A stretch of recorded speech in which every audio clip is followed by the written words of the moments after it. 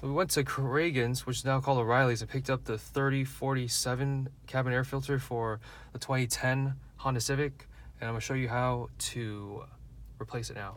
So there's a glove box, right?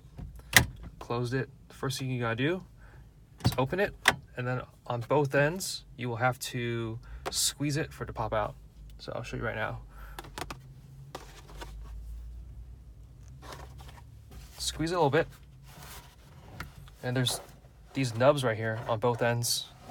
There's one on this side, and there's one on the other side. Let it go all the way down. And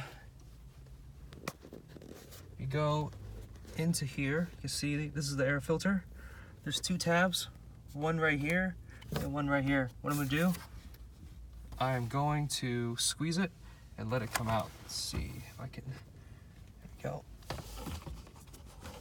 Squeeze the tabs, pull it out. What I'm gonna do is open the car door to let this out because it's probably disgusting. Yeah, as you can see, this is really old. It's like all kinds of crap in there and it's pretty bad. So, okay, that's out. Gonna open up the new one. This one costs about $25 after tax. It tells you which way is airflow. So the airflow is going, let's see, how do I take this one out?